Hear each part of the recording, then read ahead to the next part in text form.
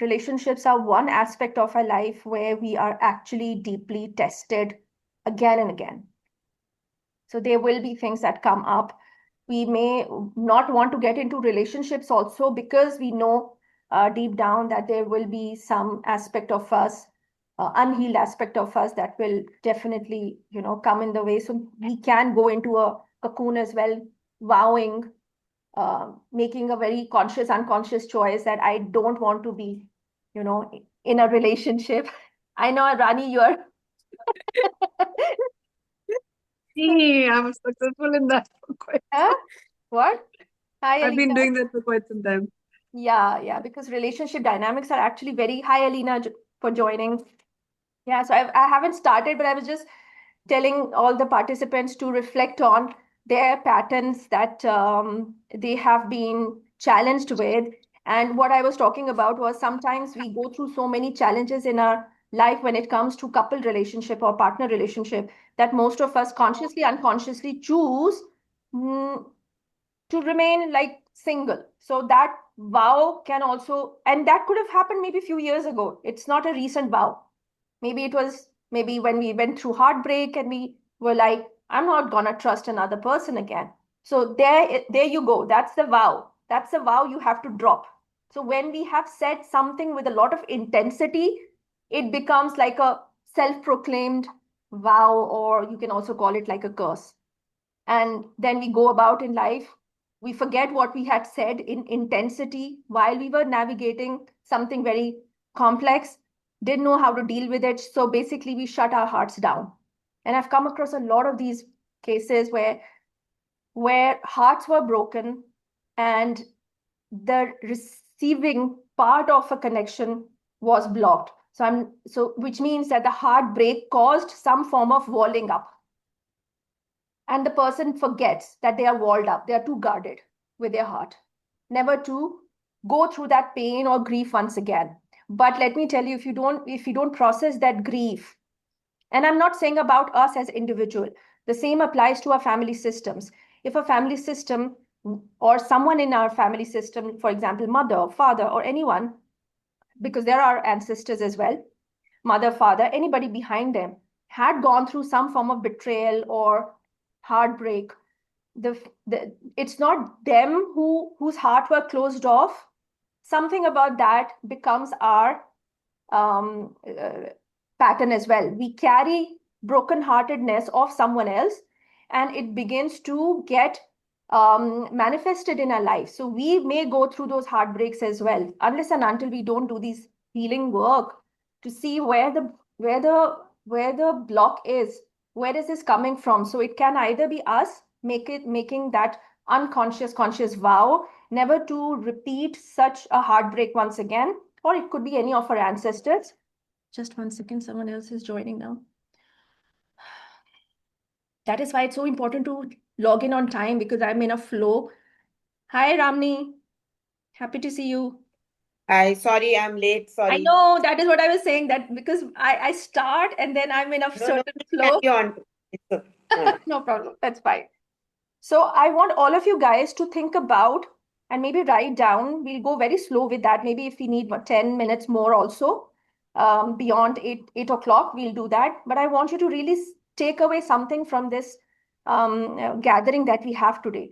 It's not just an awareness talk. It's about what you have been challenged with, what you have been battling with in terms of your relationship patterns with your partner, with your potential partner, something that is not allowing you to receive the love or the kind of partnership that you deep down desire.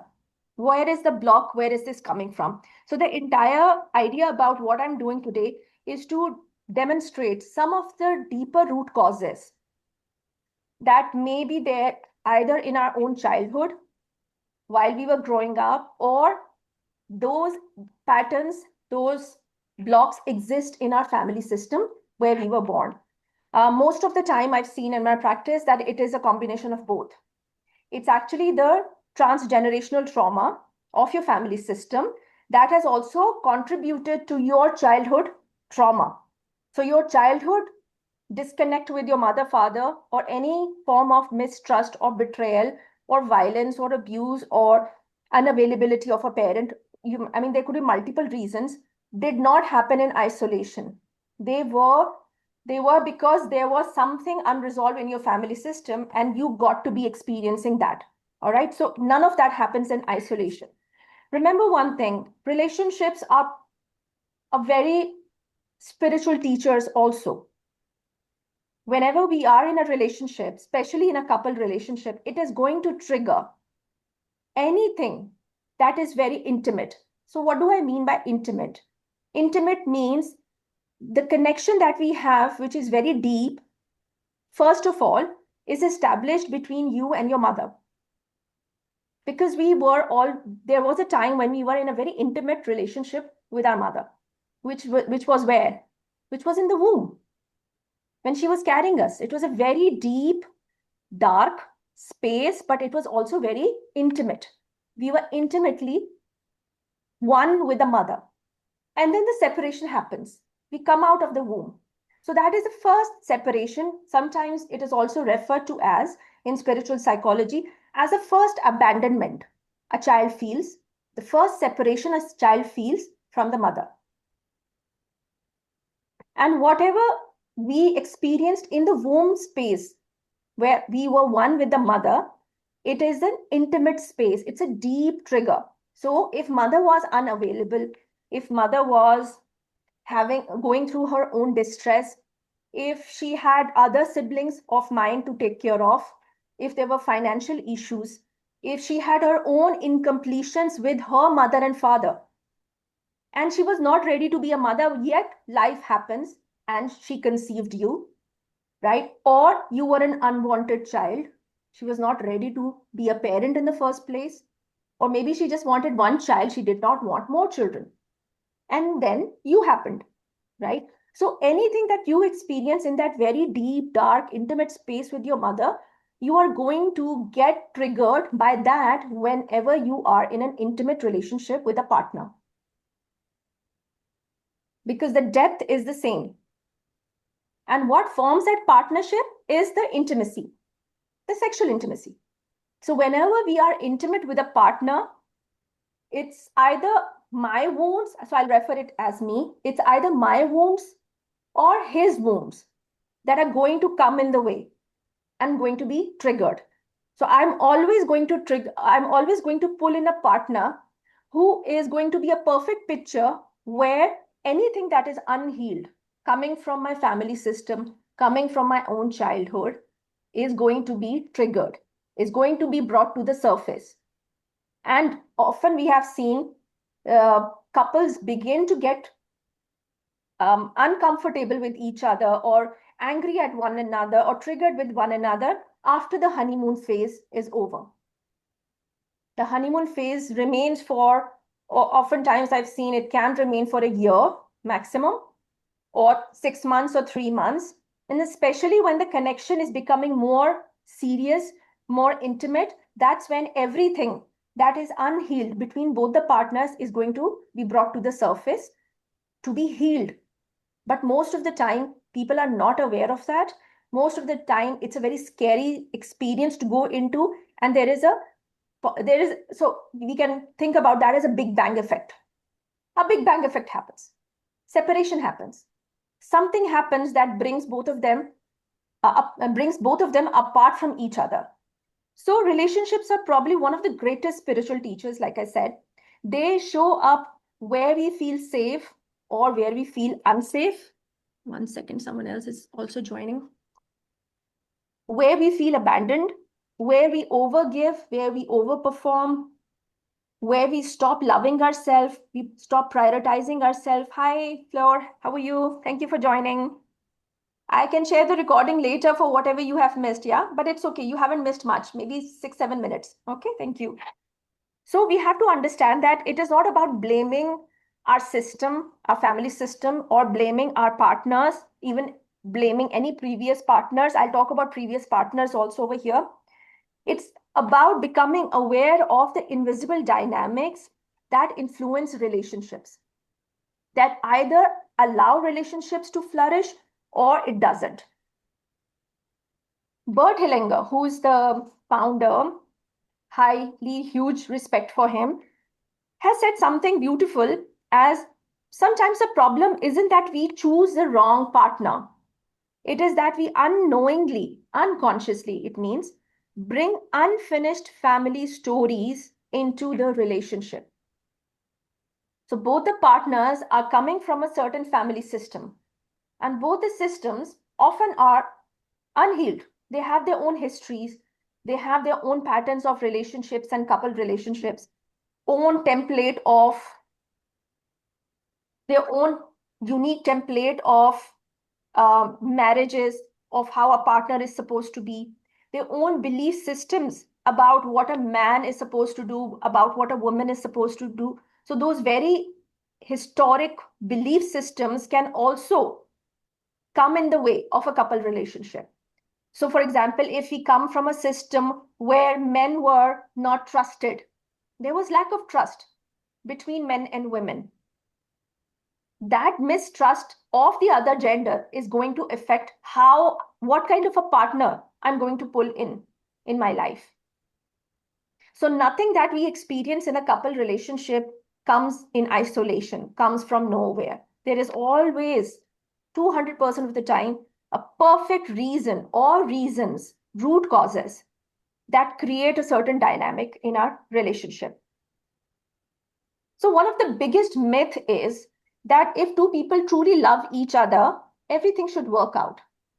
And I often see in family constellation work that I do that love often is not enough. Love is an emotion, it's an energy, but it also needs a container. So what do I mean by container? Is it needs an order. It needs a certain system to hold it in place. Otherwise, the love feels burdening. The love can come with control. The love can come with pressure. The love can become too overwhelming for either of the partner or maybe both the partners. Why? Because when we are children, we experience either safe relationships or unsafe relationships. Do we feel wanted by a mother and father? Do I carry that sense of good self-worth within me? Or do I carry the inner dialogue, the inner trauma, or the inner experience that maybe I'm a burden to my mother? Or maybe if there are too many siblings in that family system and there isn't enough provision, there isn't enough finances, the child is probably going to internalize, I'm not going to demand too much from my parents because they can't give me. I don't want to burden my parents. And if over a period of time, the same experience stays with such a child and that child grows up into an adult, he may stop demanding too much from life.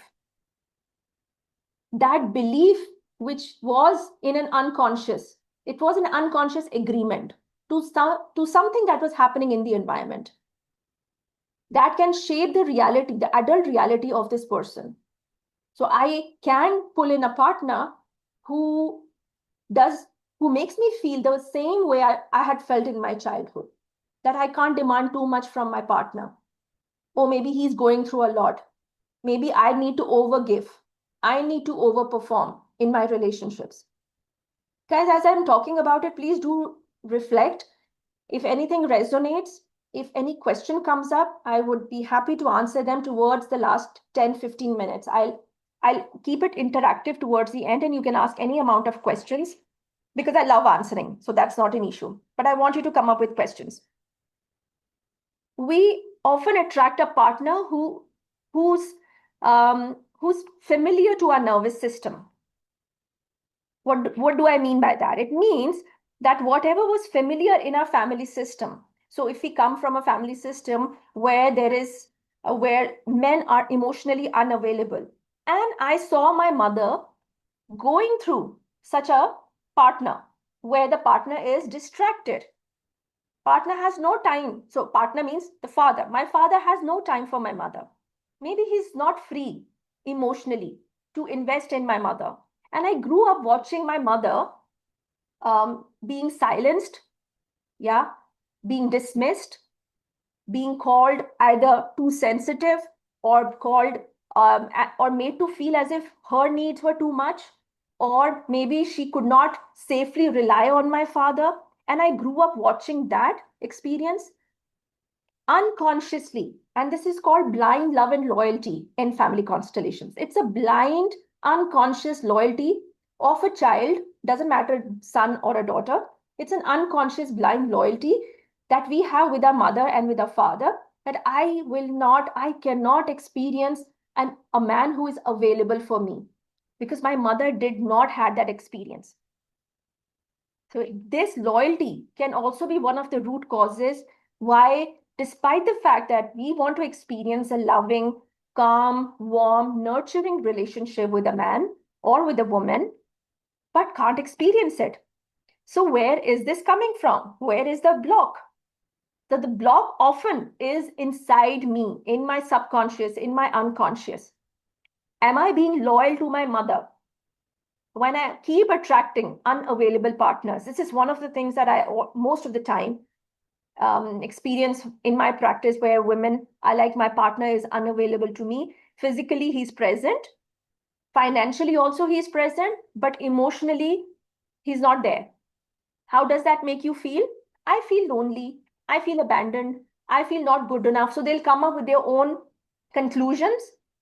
And my question to them often is, when in your life, for the first time, you felt that way?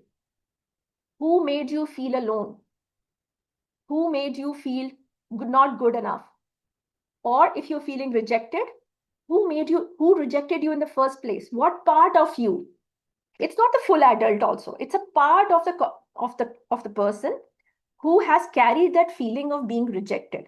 So when or who made you feel rejected? Oftentimes that could come from the experiences in the womb. Were you an unwanted child? Was your gender rejected? Even gender biases that parents have towards their children. Maybe they were expecting it to be a boy child. Sometimes it's the opposite way. Maybe they have 2, 3 boys already and they're expecting it to be a girl. And then they have another boy. So he gets to be rejected for his gender. So is he carrying that feeling of rejection in his life? And maybe when he's growing up, there is love of the mother, there is love of the father. I'm not saying there isn't. Parents accept the fact, okay, this time we had a boy. But he may unconsciously carry the wound of having rejected at his birth because of his gender. So he may pull in a partner who is going to reject him, or who is always going to walk away, or who is always going to make him feel not good enough. When did that happen? And that's when we do the inner work. Maybe he would be like, oh, I've heard stories from my mother and father that I was the 4th child and they were expecting it to be a daughter and I turned out to be a boy. All right, so the gender biases that I'm talking about is not specific to a girl child. It can be the other way around as well.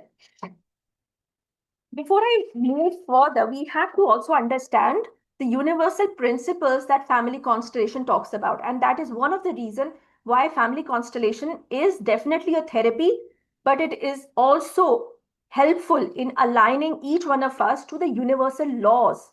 Most of the time, other forms of modalities do not talk about or are unaware of these universal principles, which Bert Hellinger had called orders of love. So I'll quickly talk about the 3 orders of love, which are the universal principles. And when those universal laws, universal principles of love are violated in family systems, they cause disruption in relationships, especially couple relationship. So the first order of love, it's a universal principle, which means it's beyond therapy also. It's a law. And we have to understand, has my family system or myself, have I violated any of those universal laws that exist? And even if I'm not aware of them, I still will have to compensate for violating those laws. So the number 1 law is, maybe I'll do another talk on this because it's a very deep topic and there are many ways we violate these laws. The right to belong. So this law states that everyone has an equal right to belong. So I'll give you an example. If I had a previous partner and things, so it was a significant relationship, and something happened and we broke off.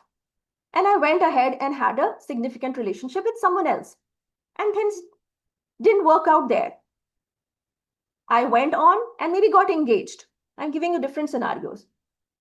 Got engaged. And the engagement remained there for 3-4 years.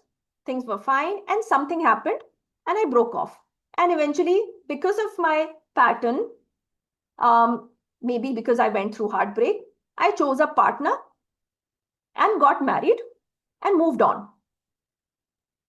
The right to belong law says that the previous partners have a place.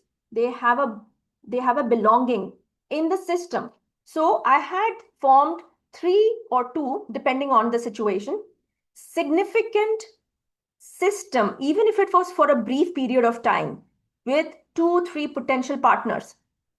I was emotionally invested in those partnerships.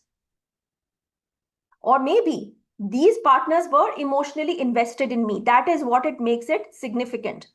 It doesn't mean marriage. Anything that had an emotional intensity. And more so, any form of physical intimacy. It makes it significant. Things didn't work out. One of us walked away out of the relationship and forgot they existed.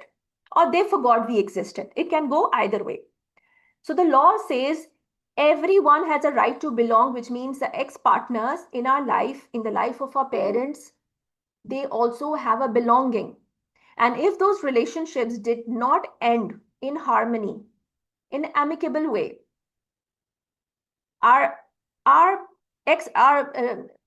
subsequent partners, or if we have children with the subsequent partner or with the husband, if we have children, some of them are going to get entangled in the story that remained unresolved between me and my previous partners. So I'll give you an example. If one of your parents had previous partners and now nobody talks about them, the relationship ended in a bitter way, right? And we were created with a different partner within the marriage.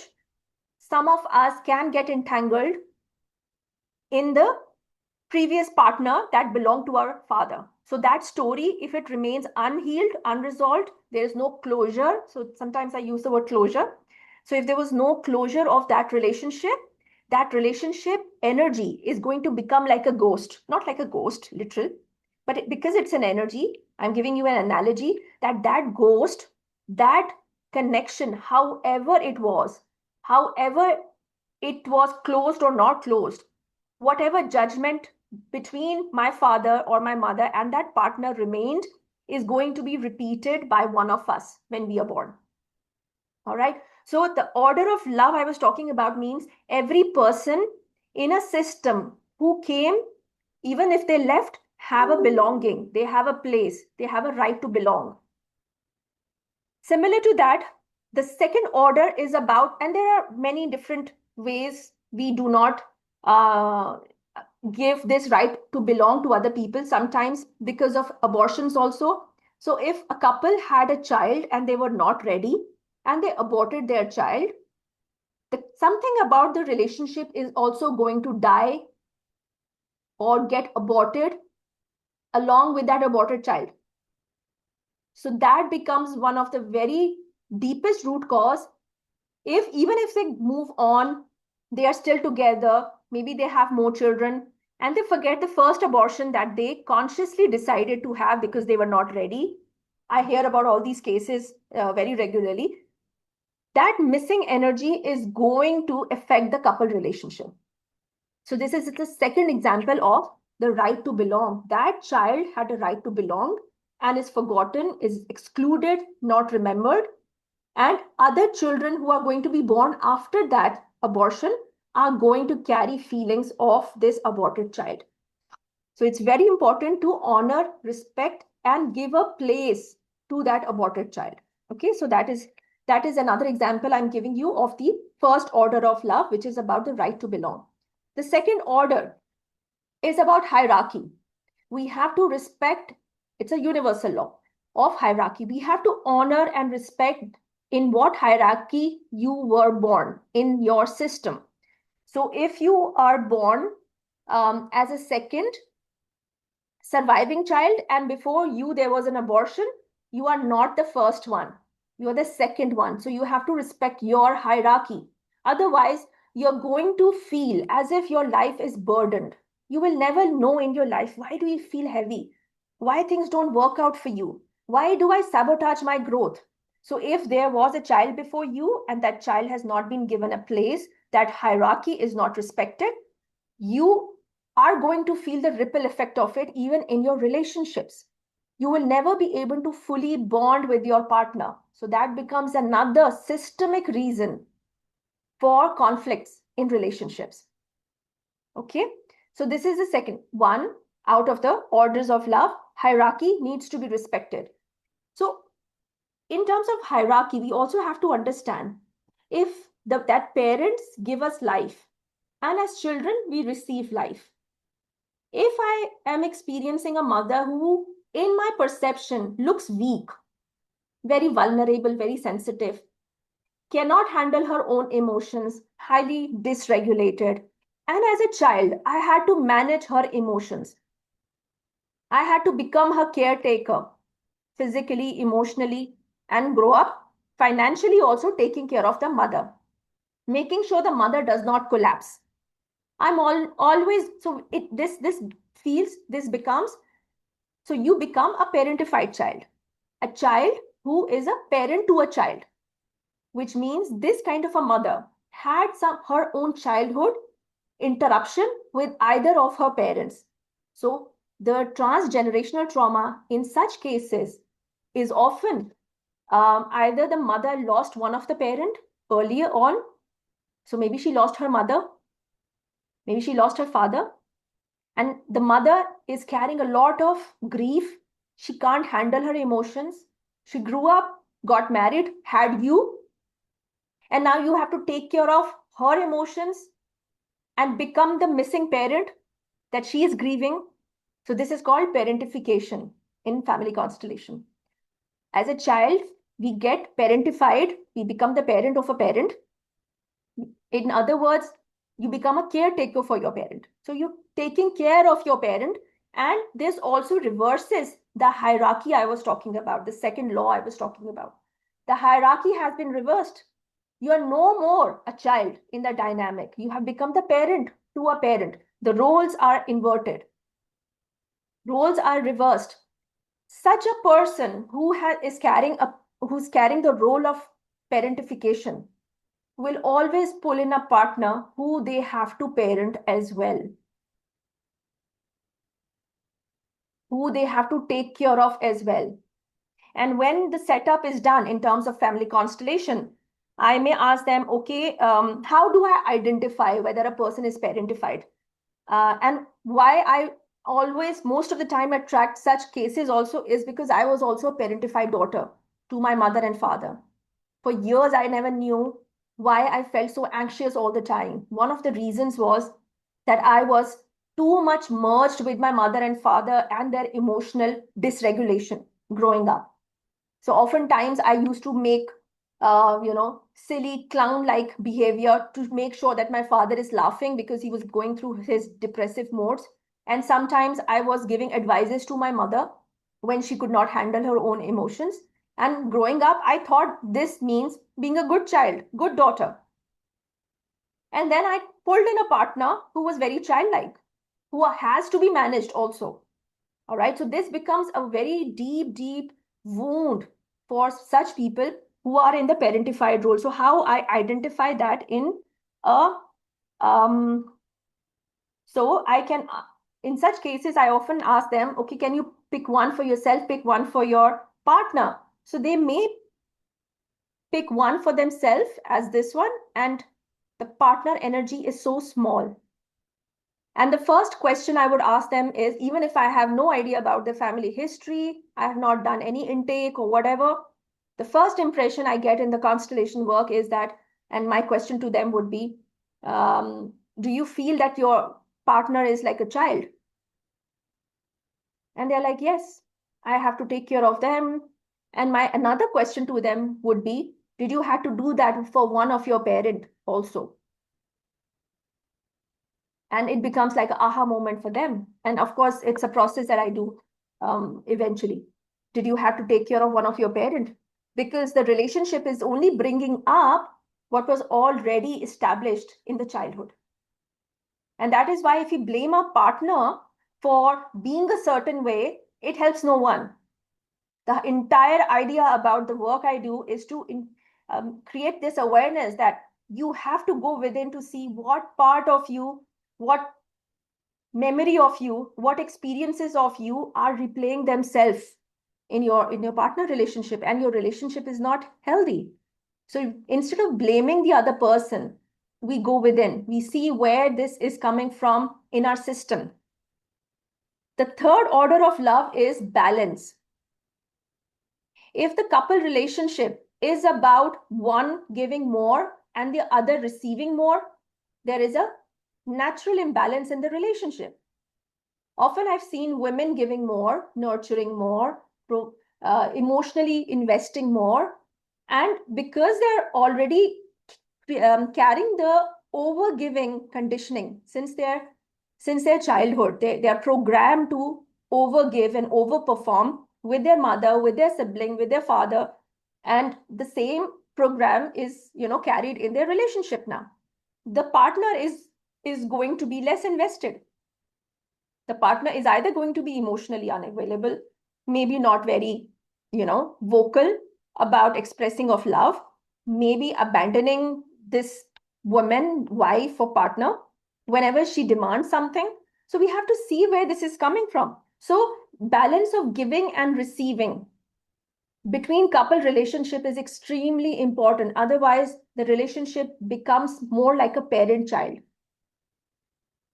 One becomes a parent and the other unconsciously becomes like a child. And the side effect of such a dynamic, one of the side effects of such a dynamic I've seen is that intimacy dries out. Often the woman does not feel the urge to be with such a man. The intimacy goes out of the window because a parent cannot be intimate with a child and vice versa. What I'm talking about are projections. We are seeing the other partner either through the lens of our childhood. So either I become like so when a client or when a person comes to me and say, my needs are not met by my partner, it's often a child part in me which is expecting my partner to become like a parent. And they can't do it because they too are carrying their own incompletions with their parent. I will always attract such a partner if I am not fulfilled deeply from my own system.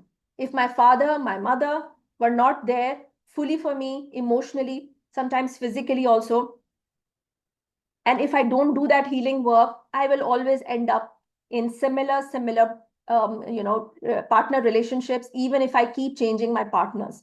In every relationship, same story is going to be repeated. So it's very important to go back and see where this is coming from. Okay, so I very quickly summed up the 3 orders of love: the right to belong, hierarchy needs to be respected. So when a child says to the parent, I am the small one. So these are some of the true statements we use in constellation work. I am the small one. I took care of you in my childhood. I picked up a role that was not appropriate for me. This role belonged to your mother, or missing father, which could have been the trauma of the mother, right? So what I'm talking about is a grandparent, either mother or father. This role is not mine.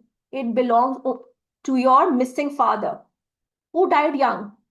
When you were a child, your father left you. And I've become your substitute father. I can't do that. It has damaged me. Because of this, I can't be with my partner fully. I can't even look at my children fully because I'm so exhausted handling you and your emotions. There's always going to be a consequence. Such a person is always exhausted, will not be able to deal with the partner or even look at the children as that. So partners meet as equals. And if that is not happening, we have to see the underlying root cause. Another thing to understand is that we must honor the family system of one another. So when we come together as a partner, whether married or unmarried, does not matter, when we are in a significant relationship, and if I begin to judge my partner's system and I try to change personality of my partner, I try to create changes within him or her, I'm not honoring the system where he comes from, and I can get entangled in his system because of my lack of honoring. So guys, if you have any questions, please, you can ask me towards the end, right? I'm trying to go as fast as I can because there are many, many, many root causes. So we have to learn how to honor our in-laws or the system where I choose my partner from. Then things begin to, and see, it's a work from both the sides. It's not about women doing the inner work and the man not doing the inner work. So if the man does not grow, does not evolve within the relationship, which is the entire purpose of being in a relationship, is to grow. If that is not happening, there will always be that mismatch of energies and frequencies, and the relationship will either end up or will not work out. When children are created within a marriage, we have to also understand the universal law I was talking about of hierarchy. So what came first? Parent relationship or the couple relationship? What was formed first? If anybody wants to answer. Parent relationship was formed first or the couple relationship was formed? Hierarchy. Remember hierarchy. Parent relationship. Yes. But in families, what normally happens is that as soon as a child is brought in, the couple relationships is not prioritized. The entire attention goes to the child, and that is fine for a certain period of time. But if it becomes a habit, it becomes a belief that this is important, and both the partners lose their focus on each other, the relationship is going to have conflicts. There will be triggers, there will be distance, anything can happen. So I always tell people when that is happening, that must ensure your couple relationship needs to be prioritized. The hierarchy needs to be respected.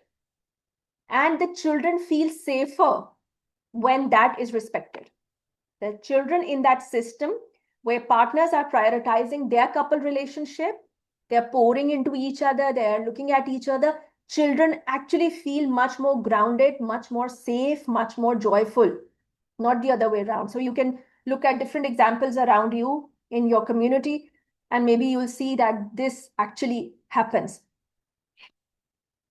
What else? Okay. In the end, I'll ask you to reflect on certain questions. If you have carried low self-worth or lack of trust with men or with women, because I don't have men here, so I'm only referring to you as a woman. If you carried lack of trust with men because your trust was broken by your father, by your brothers, by your uncles, we always attract a similar energy in our partner relationship. We'll pull in a partner who is going to keep breaking our trust, because we have to go back and heal that wound which was created when we were young. So either our father, sometimes mother also, right? It's very important to understand whatever experience, so whoever in terms of a parent wounded us the most.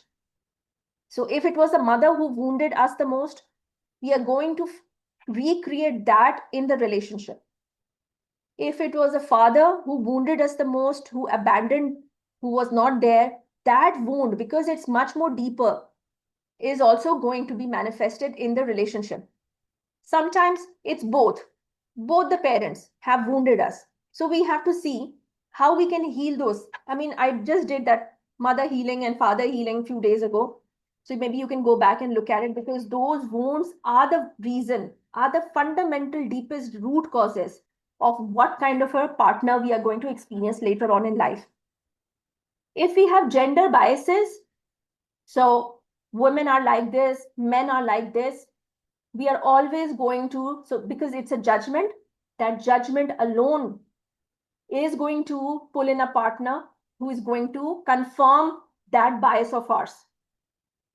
So if we say men are like this, men can't be trusted, men are, use all the words, we are excluding men from humanity.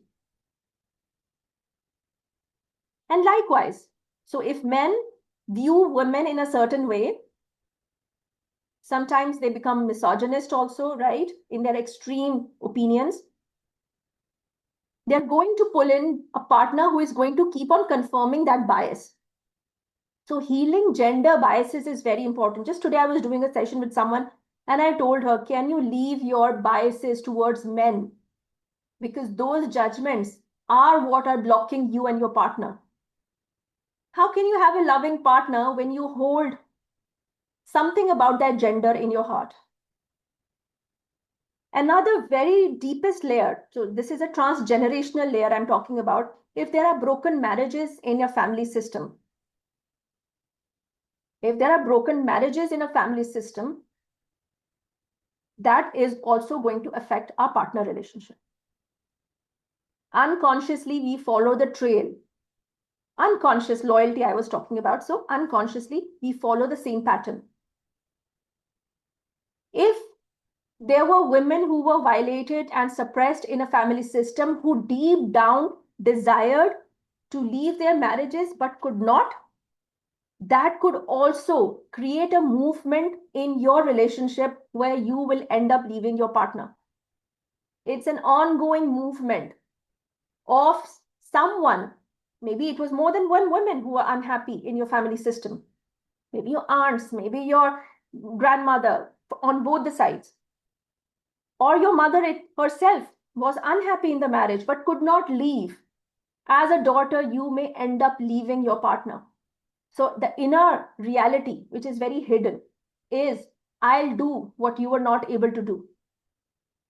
I'll leave the man because you were not able to.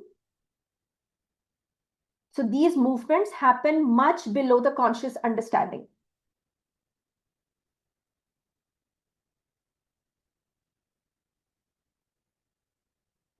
So another transgenerational trauma that I've observed in my practice is that, for example, if the grandmother on any side, father side or mother side, was abandoned by her partner, which is our grandfather, or the grandfather died in his younger years. So grandmother was young and she became a widow, didn't moved on, didn't remarry, didn't had another partner, maybe left behind 2 to 3 children. One of those children became my parent, right? Unconsciously, I'm going to repeat the story of the grandmother. This is called entanglement in family constellations.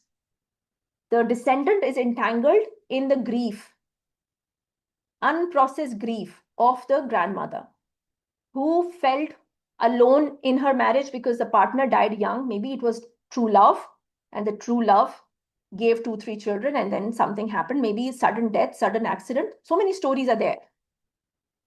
So unconsciously, the descendant, the granddaughter may feel, I can't have my partner. Oftentimes, I mean, in some of my sessions, such clients say words like, I'm scared of losing my husband. And my next question to them is, okay, what else is there anything else? What kind of a fear is this fear? Oh, I want to have more money because if something happens to my husband, I'll be on my own. But she is married, the husband is fine. The fear is still so profound. So my question to such clients is, did anyone lost their husband and had no one to fall back on, were unsupported, had no money? Oh yes, my grandmother lost my grandfather in an illness suddenly when she was in her 30s.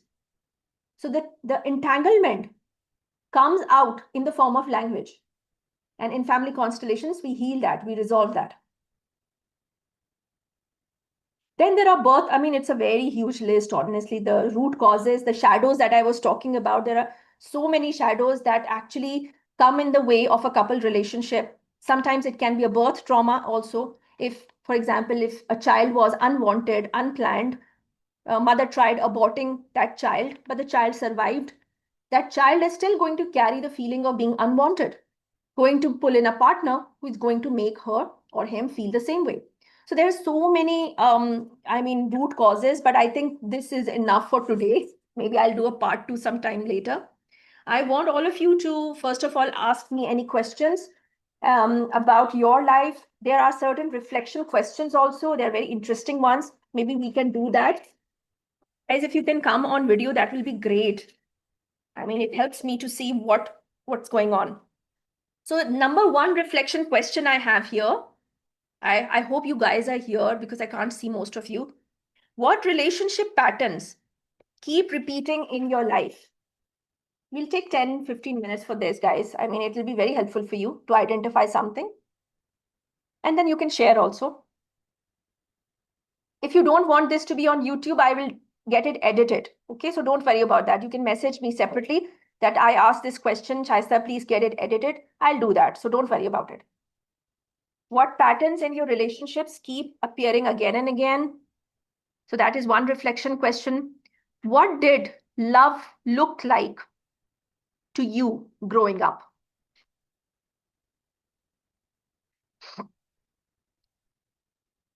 What is the idea of love for you? I'm not talking about flary, all goody-goody stuff. When you think of the word love, what does this remind you of? I'll ask a few more questions so you can write down and then you can talk about it in the end. Which pattern of your mother or father do you see and observe being repeated in your life? Whose relationship experience are you repeating in your life?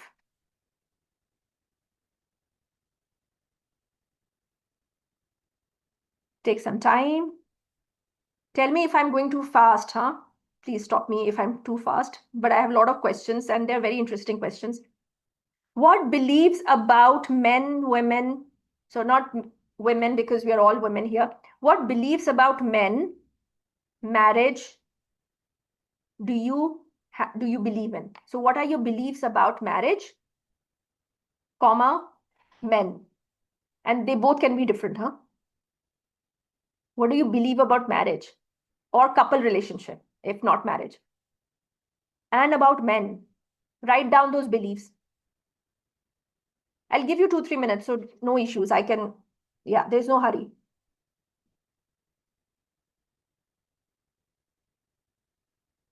So belief about marriage, belief about men. What is it that you have believed in? Is there someone in your family? I think this is similar to the question I asked you. Is there someone in your family whose relationship story feels similar to yours?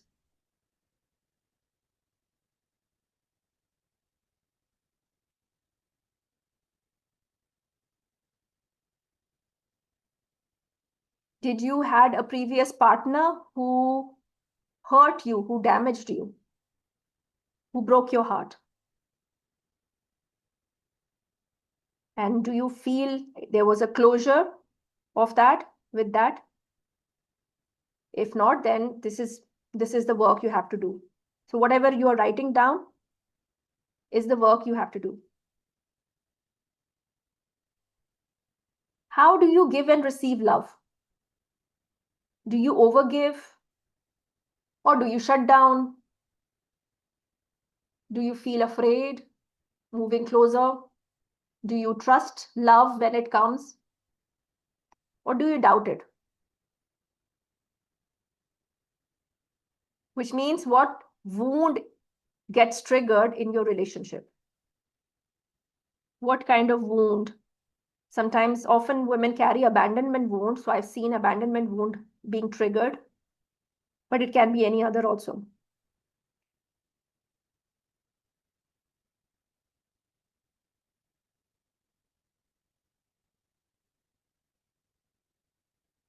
What emotions are generally triggered in your relationships? What kind of emotion? Is it anger? Is it sadness? Is it grief? So emotions, feelings, or feelings of being unwanted. So what emotions are generated in your relationship with a partner?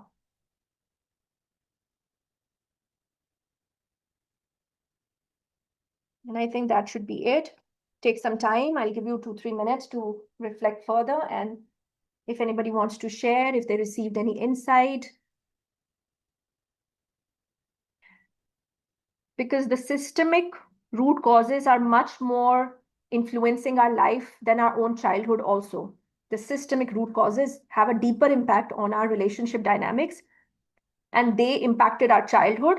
And that is the reason why we keep pulling in a partner who whose basic job is basically to trigger us so that we do our inner work. That's all I can sum up. There is often an imbalance of feminine masculine energies also. That is something, maybe I'll talk about it in some other later relationship awareness talk. The imbalance of inner feminine, inner masculine. That's also very important to heal the inner balance. So guys, if anybody wants to share anything, ask any questions, please feel free to do that. We have a good 10 minutes, I would say.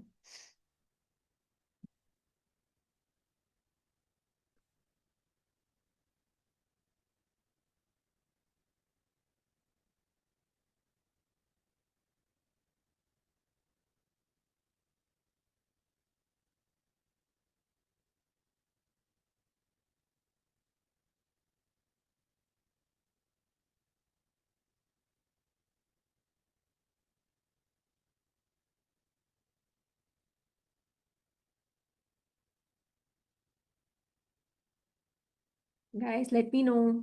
I'm here. I just had a clarification. You said that for the love to sustain, you have to have a vessel. What do you mean by vessel in that case? Like, Vessel, like a container. yeah, so what would that container be? The 3 orders of love I was talking about, that's a systemic. It's so Okay.